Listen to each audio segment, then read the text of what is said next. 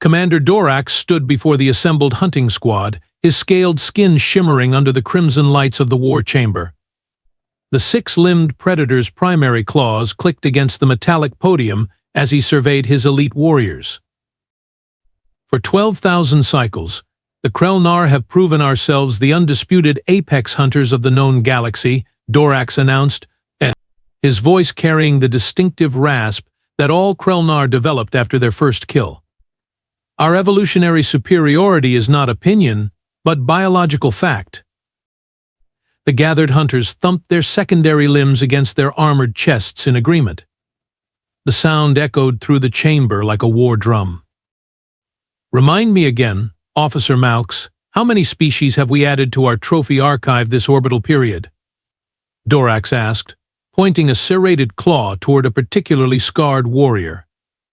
Officer Malx rose to his full height, nearly 3 meters of muscle, bone plates and natural weaponry. 7 new species catalogued, Commander.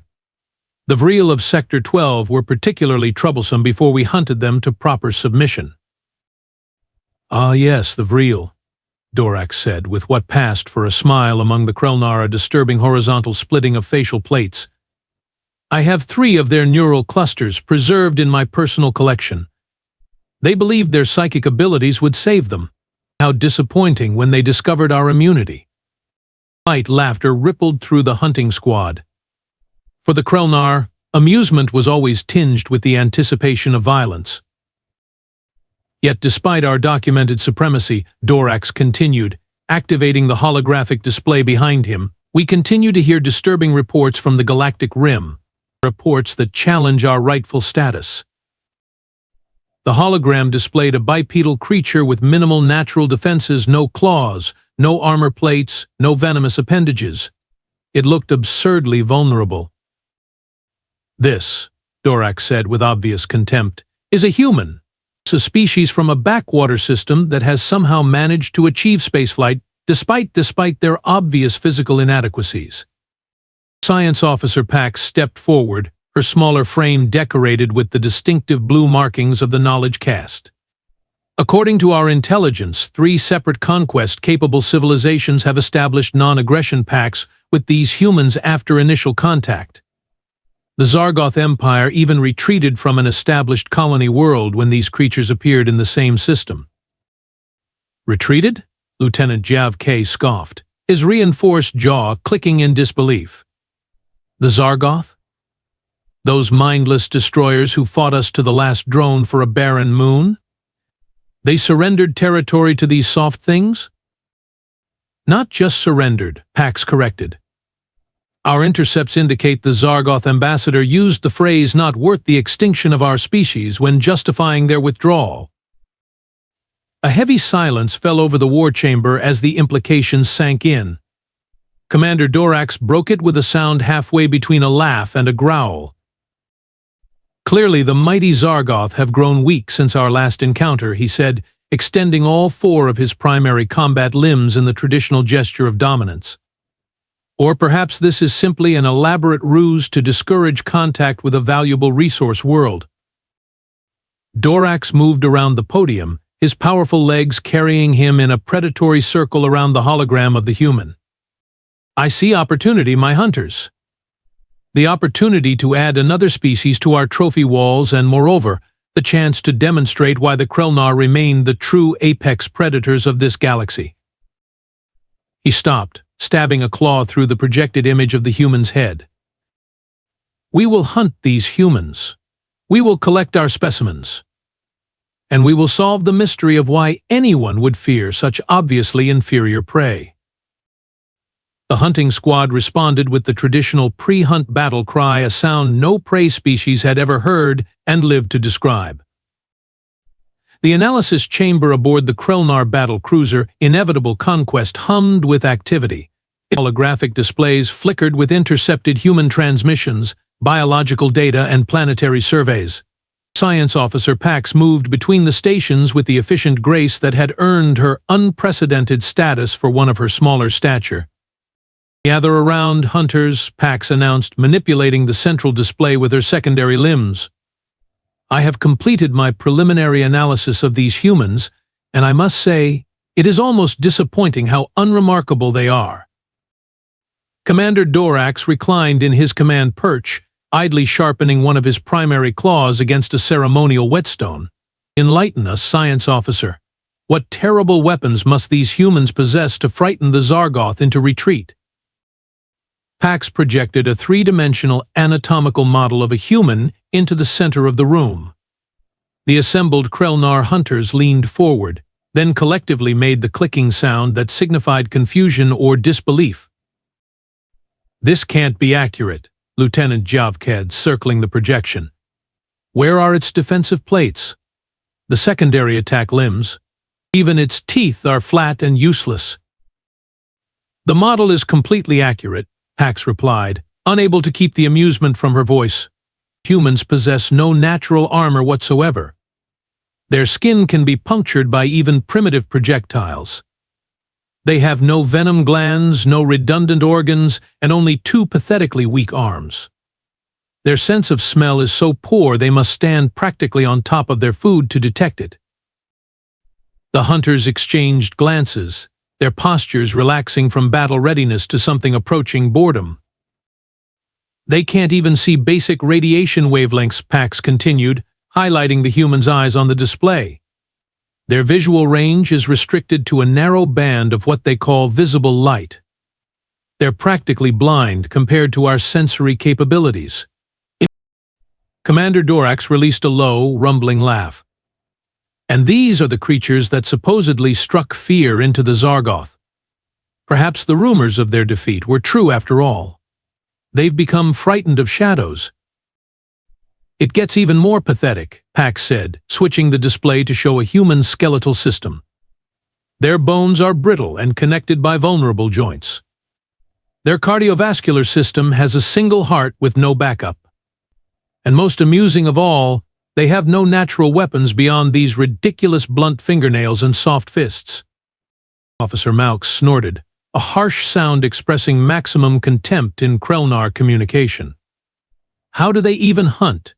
Do they bore their prey to death with their inadequacy? Apparently, Pax replied, bringing up footage extracted from human broadcasts. They use artificial implements to compensate for their evolutionary failures. Fabricated claws and projectile launchers, mostly.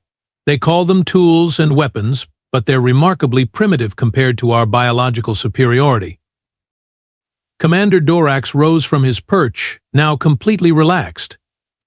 His battle posture had been replaced by the loose-limbed stance of a Krelnar anticipating easy prey. Well then, it seems the mighty human mystery has been solved, he announced to appreciative clicks from his hunters. I see no need for a full battle contingent. This will be a simple specimen-gathering expedition. I recommend a standard 5-hunter team, Pax suggested. More than enough to collect several humans for study without drawing undue attention. Agreed, Dorax said, already selecting warriors with casual flicks of his primary claw. Javked, Malx, Reinar, and Zul will accompany me. We'll take a single stealth lander, secure our specimens, and return before the next sleep cycle. Lieutenant Javked looked almost disappointed. Commander, with respect, this hardly seems worthy of your personal attention. These humans sound like they belong in the juvenile training simulations, not as targets for our elite squad. Ordinarily, I would agree, Dorax said, mandibles flexing in what the Krelnar considered a smirk. But I admit to curiosity about this species that somehow frightened our enemies. Besides, it has been too long since I added a new skull to my personal collection. A disappointing hunt is better than no hunt at all. As the hunters departed to prepare their equipment, Pax remained behind, reviewing the human data one final time. Something about these fragile beings nagged at her analytical mind, but she dismissed it as scientific overcaution. After all, how dangerous could a species be when evolution had given them so little to work with? The Krelnar stealth vessel Silent Talon slipped into Earth orbit with the practiced ease of predators who had done this 1,000 times before. Their cloaking technology, evolved from the chameleonic abilities of their distant ancestors, rendered them completely invisible to Earth's primitive detection systems. Scanning complete, Krelnar reported from the sensor station, his voice tinged with disbelief. Their orbital defenses are practically non-existent. They've scattered random metal boxes around their planet that do nothing but transmit position data.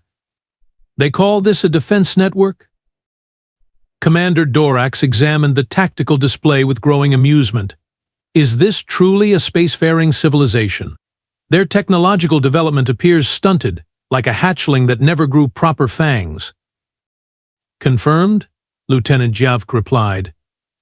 Yet our intercepts show they've been to their moon and sent primitive probes to neighboring planets.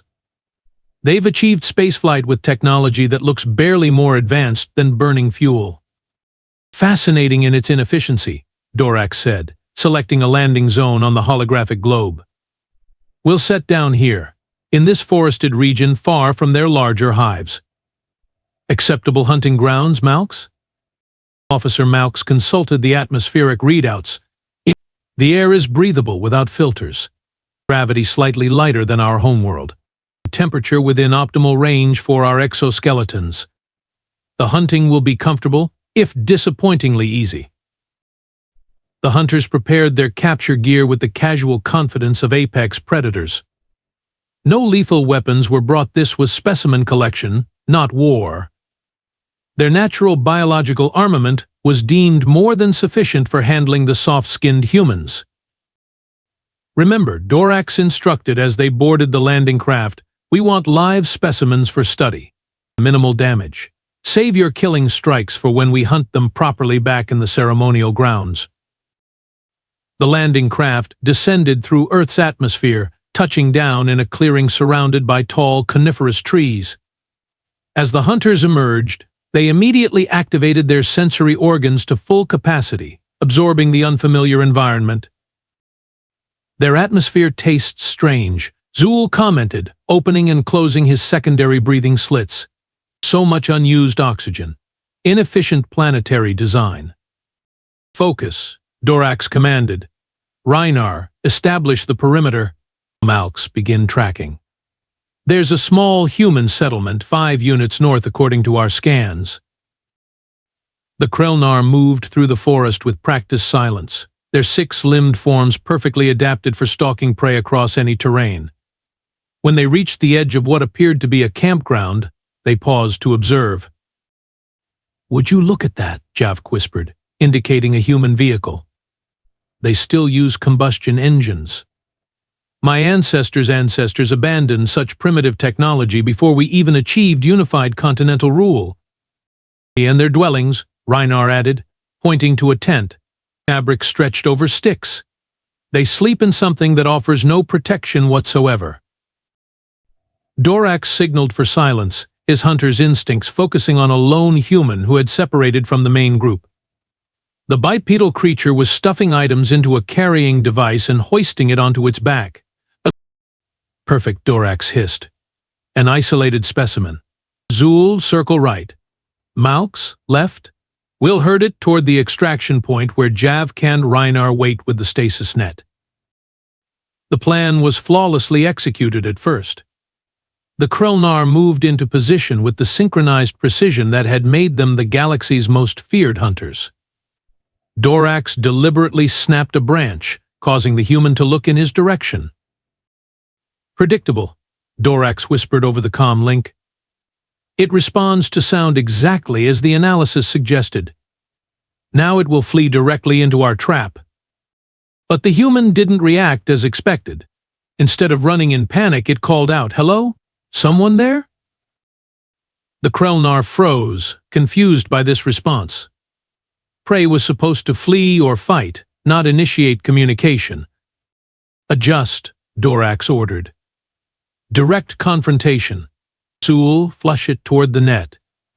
Zool burst from cover, expecting the human to scream and run at the sight of a 3-meter-tall, 6-limbed predator with gleaming natural armor. Instead, the human fumbled at its hip and pointed a small object that erupted with a deafening bang. Zool screeched as the primitive projectile somehow penetrated his shoulder plate, something that should have been impossible with such rudimentary technology. The human was running now, but not in the expected direction. It was heading straight up a nearly vertical rock face, climbing with surprising agility. "It's escaping," Malx shouted, launching himself in pursuit. But the human had already reached a narrow ledge and was moving along it with the sure-footed confidence of a creature in its natural environment. Malx attempted to follow, only to discover his superior Krelnar physiology was actually a hindrance on the crumbling rock surface. His greater weight and six-limbed structure couldn't navigate the terrain with the same agility as the lighter bipedal human. Dorax watched in growing disbelief as their easy prey disappeared into the forest canopy on the ridge above, moving at a sustainable pace that suggested it could maintain this flight for hours. "Impossible," he muttered. "No prey species runs toward more difficult terrain. And how is it still moving? Its fragile physiology should be overwhelmed by fear toxins by now." As the hunting party regrouped, Zool nursing his wounded shoulder, an uncomfortable realization began to dawn on the galaxy's apex predators. Perhaps they had miscalculated something fundamental about these humans. "Commander," Krelnar said quietly, examining a tracking device. "The human is circling back. I believe it's hunting us." "This makes no biological sense," Zool grumbled as he applied regenerative compound to his wounded shoulder. The Krelnar hunting party had retreated to a defensive position 2 kilometers from the failed capture site. How did a projectile from that primitive weapon penetrate my armor plates? Our analysis indicated their weapons were ineffective against our exoskeletons. Commander Dorax paced in tight circles, a sign of agitation rarely seen in a Krelnar of his rank. Clearly, Science Officer Pax's assessment contained critical errors. That human should have collapsed in terror. Instead, it wounded one of my best hunters and escaped with suspicious competence. The terrain, Lieutenant Jav catted, his voice carrying an unfamiliar note of respect. "Did you see how it navigated that rock face? As though it had practiced climbing sheer surfaces for recreation." Malx, still picking forest debris from his leg joints, hissed in frustration. "We've hunted prey across 17 star systems. Never have I seen a species flee upward when ground escape routes were available. It defies predator-prey dynamics." "We must reassess," Dorax declared, bringing his pacing to an abrupt halt. "No more direct confrontation until we better understand what we're dealing with. Krelnar, establish surveillance drones. Jav-K, monitor their communications. We will observe these humans properly before our next attempt." Over the next planetary rotation, the Krelnar studied their quarry with increasing puzzlement. Their surveillance revealed behavior patterns that contradicted everything they understood about prey species. "Commander," Krelnar called, his voice tight with confusion. "You need to witness this." The display showed humans deliberately suspending themselves from great heights, attached to the cliff face by nothing but thin synthetic cords and metal spikes. "What are they doing?" Dorax demanded. "Some form of punishment ritual?" "According to their communications, they call it rock climbing and engage in it voluntarily," Javk replied. "For enjoyment." Zool's mandibles clicked rapidly in disbelief. They risk death for enjoyment? No rational species seeks danger without necessity. "That's not all," Malx added, bringing up another surveillance feed. "This group of humans has been walking through the forest for hours carrying heavy packs. They call it hiking and travel far from safety with minimal supplies. Again, allegedly for pleasure." Dorax studied the feeds with growing unease. These behaviors suggest a species with unusual comfort in hostile environments. Perhaps evolved from pack hunters rather than prey, despite their physical limitations? Just then, Krelnar signaled from his monitoring station. "Commander, I've located a human hunting party 4 units south. They're pursuing native fauna." The Krelnar gathered around the display, watching with professional interest as 3 humans moved through the forest. They carried what appeared to be primitive projectile weapons and moved with practiced stealth that even Dorax had to admire. Note their movement pattern, he observed. They maintain perfect spacing. Each hunter covers the other's visual blind spots automatically. And they're downwind of their prey, Malx added. Basic hunting technique. But I'm surprised they understand wind-scent dynamics with their limited olfactory capability. They watched as the humans patiently tracked a large quadruped for hours, maintaining a steady pace without tiring. When they finally made their kill, the efficiency was undeniable. One shot, Javk noted, directly to the vital organ cluster. No wasted energy, no unnecessary suffering. That's respectful hunting technique. And look how they process the carcass, Zul said. Complete utilization. Nothing wasted. Commander Dorax had seen enough. We've been approaching this all wrong. These aren't panic-prone prey creatures. They're hunters themselves with traditions and techniques not unlike our own, despite their physical limitations. So what's our new strategy, Commander? Malx asked. We adapt, Dorax replied. Tonight we'll target the human encampment directly. Their young would make ideal specimens, and reproductive units typically defend their offspring predictably. Krelnar has identified an isolated dwelling with only 2 adult humans. We'll overwhelm them with superior numbers and strength. The plan was set. As darkness fell, the 5 Krelnar warriors approached the small cabin where their surveillance had detected 2 adult humans and 1 juvenile. The structure's thin walls would provide no meaningful protection against their attack. Remember, Dorax whispered as they surrounded the dwelling, capture, don't kill. Zul and Malx, take the juvenile. Javke and Krelnar, subdue the adults.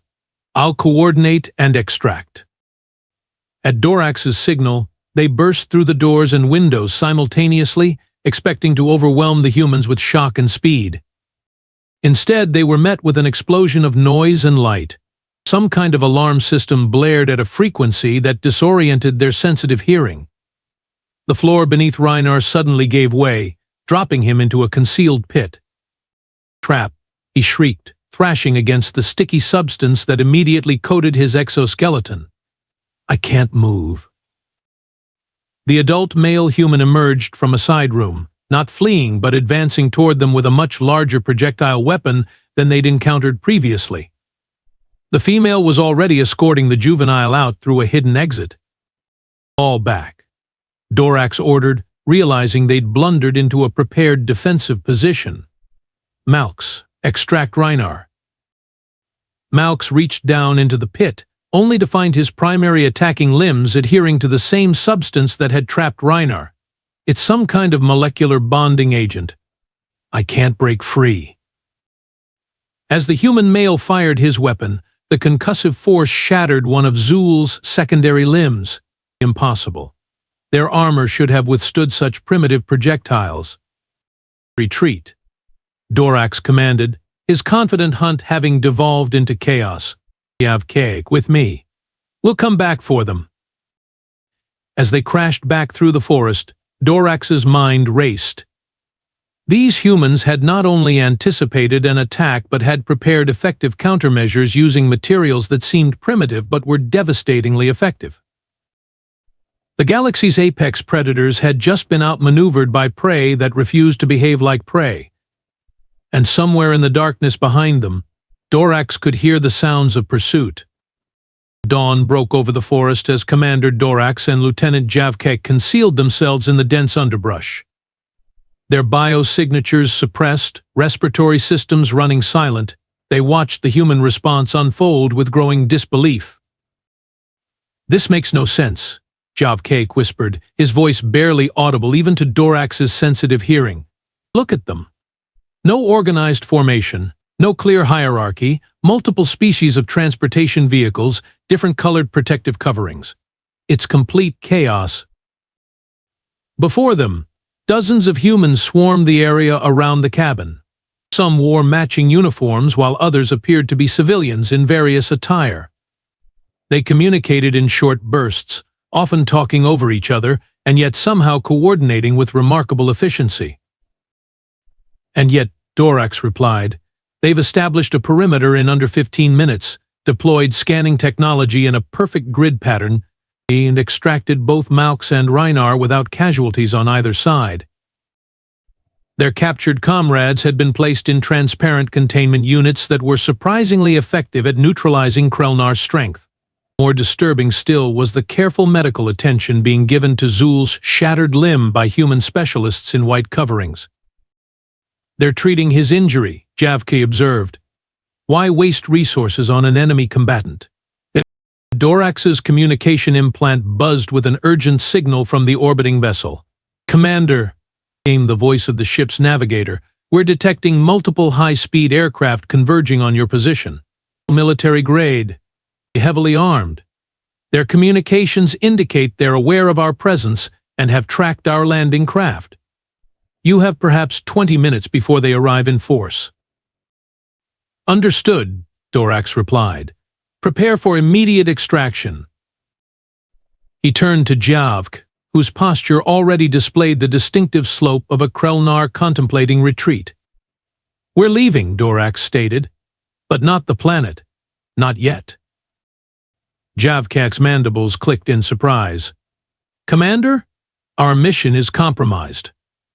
3 hunters captured, our existence revealed to the humans. The protocols are clear: immediate withdrawal. The protocols, Dorax hissed, were written for prey species that behave like prey, not whatever these humans are. His primary hunting claws extended and retracted rhythmically, a sign of intense cognitive processing among the Krelnar. I will not return to the homeworld having failed to capture even one specimen. The shame would end my line. Then what is your plan? Javk asked. The humans have our comrades. We have their communications frequencies now. We will propose and exchange one of our hunters for one of theirs. A negotiation? With prey? Javk couldn't keep the shock from his voice. A tactical maneuver, Dorax corrected.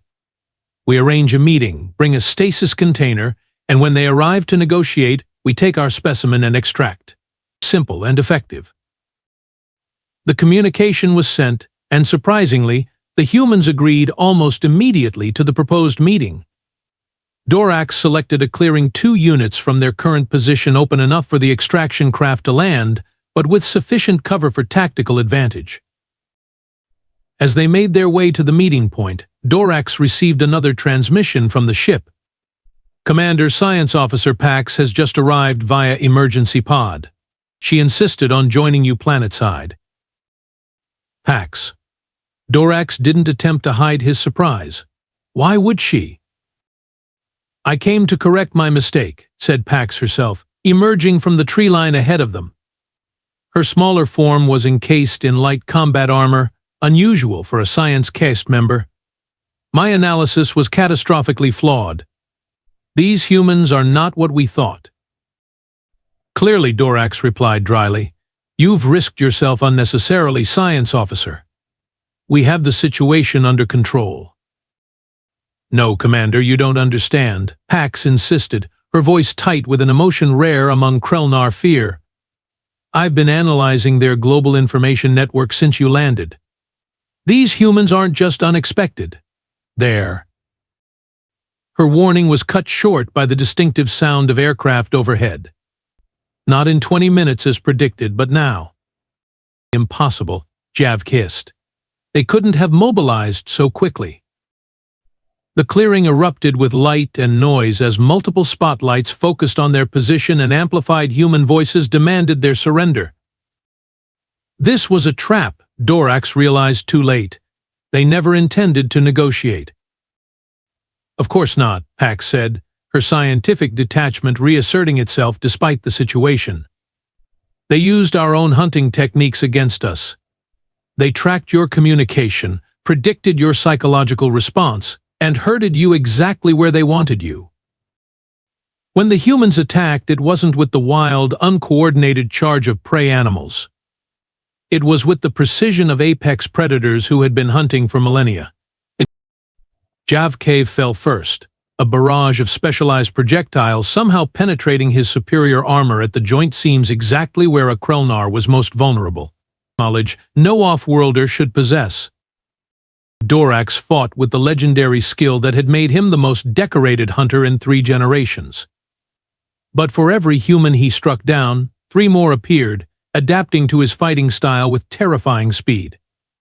To the ship, he roared to Pax, who was surprisingly holding her own using a modified scientific instrument as an improvised weapon. We must warn the homeworld. As they fought their way toward the extraction point, Dorax looked back one final time at the battlefield. What he saw would haunt him for whatever remained of his life. The humans weren't celebrating their victory.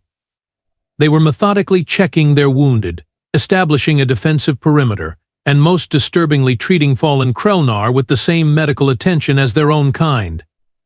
These weren't the actions of prey, nor were they the actions of predators as the Krelnar understood them. This was something else entirely, something evolution had not prepared them to comprehend. Commander Dorax and Science Officer Pax huddled in the hollow beneath a massive fallen tree, their exoskeletons caked with mud to mask their heat signatures.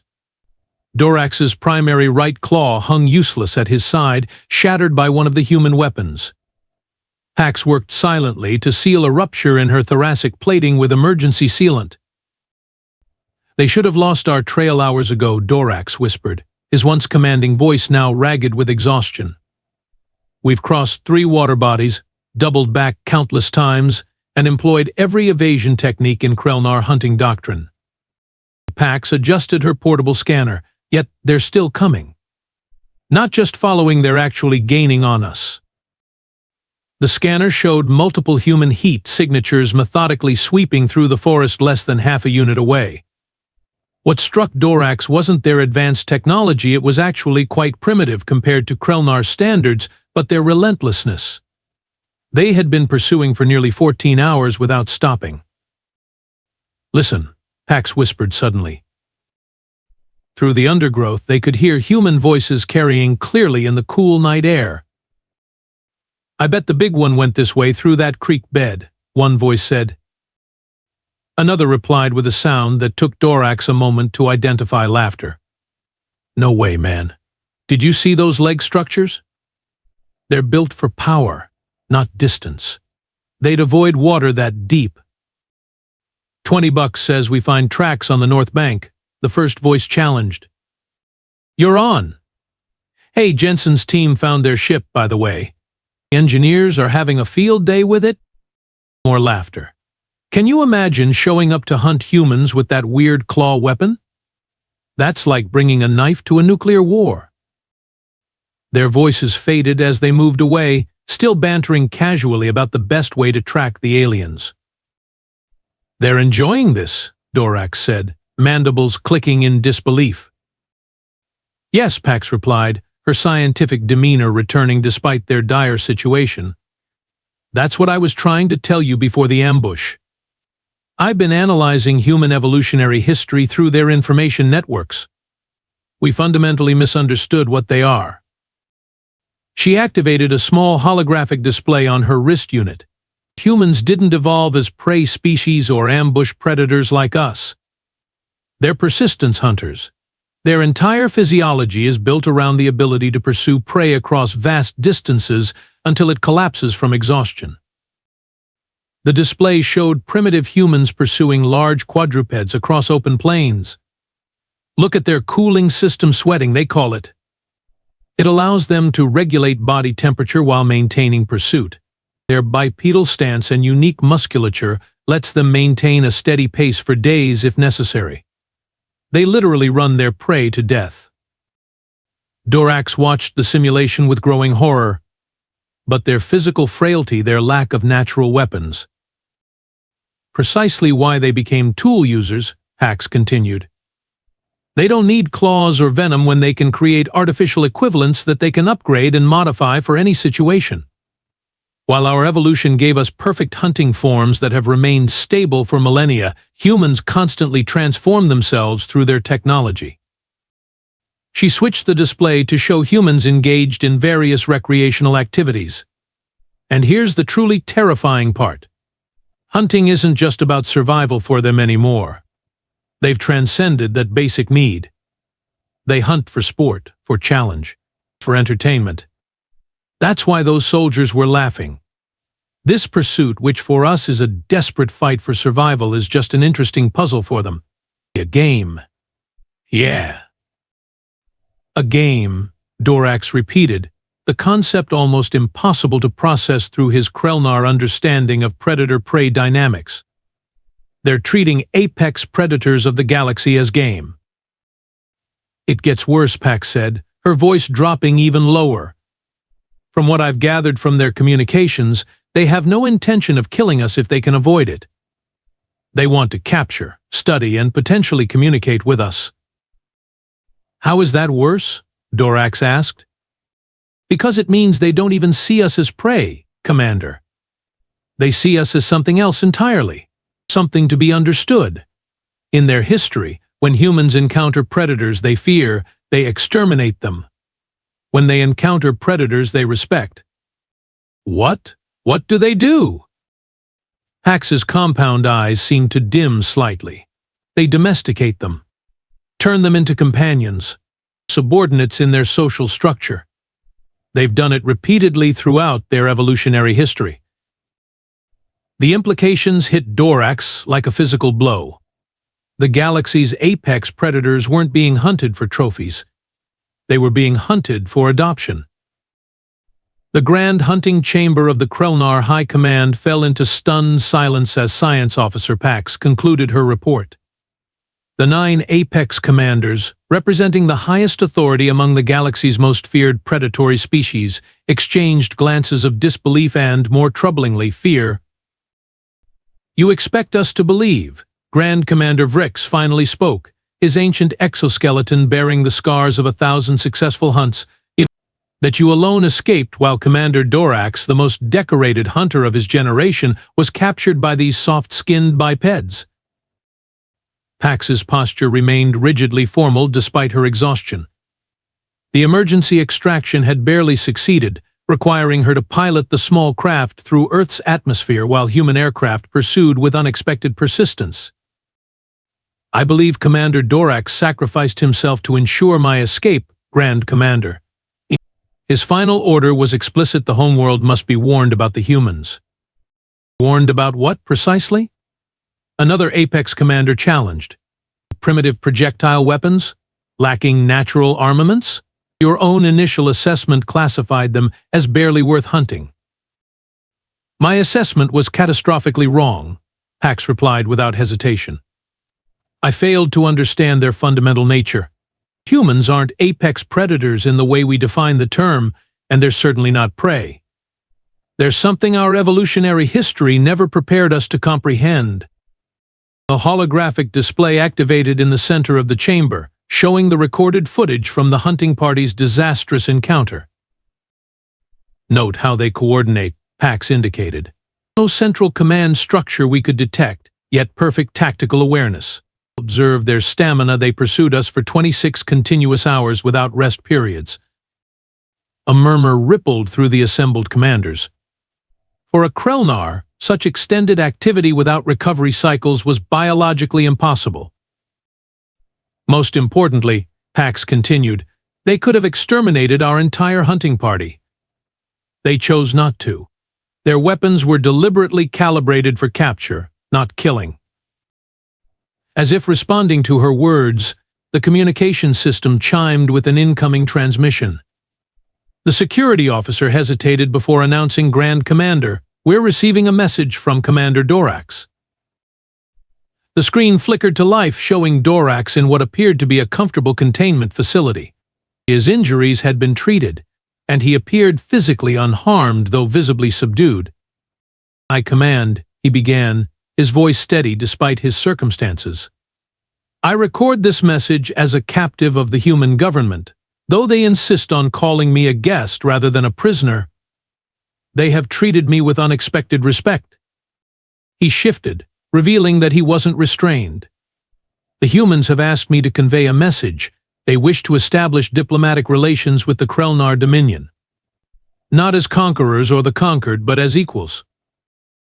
The chamber erupted in clicking protests until Grand Commander Vrex silenced them with a sharp gesture. "They've studied our language, our biology, and somehow our psychology," Dorax continued. "They understand our drive to hunt and, remarkably, they respect it. They've offered to establish joint hunting preserves on uninhabited worlds where both species can pursue prey according to their own traditions." He paused, mandibles working in what the other Krelnar recognized as profound discomfort. "What I've learned here has forced me to reconsider everything I believed about predatory species. Humans don't hunt to establish dominance. They hunt to connect with their evolutionary past, with each other, and now, potentially, with us." As the transmission ended, Science Officer Pax addressed the silent chamber. "That is what makes them truly terrifying, Grand Commanders. We hunt because it is our nature, our evolutionary imperative. Humans hunt by choice. They can choose to be apex predators when the situation demands it, or they can choose to be diplomats, scientists, artists, whatever serves their complex social objectives." She brought up one final image: a human family playing with a domesticated predator from their world, a large canine with clear hunting adaptations that nonetheless interacted with human young as a protector. "They don't want to exterminate us or even compete with us," Pax concluded. "They want to befriend us. In their long evolutionary history, they've learned that having predators as allies is far more advantageous than having them as enemies." Grand Commander Vrix stared at the image for a long moment. "And if we refuse this friendship?" Pax's compound eyes dimmed slightly. "Then we would be wise to avoid human territory permanently, Grand Commander. Because what makes humans the most dangerous species we've ever encountered isn't their technology or their physical capabilities. It's their patience and their ability to perceive every other species not as predator or prey, but as potential friend or foe, a choice they allow us to make, but one they are terrifyingly prepared for either way."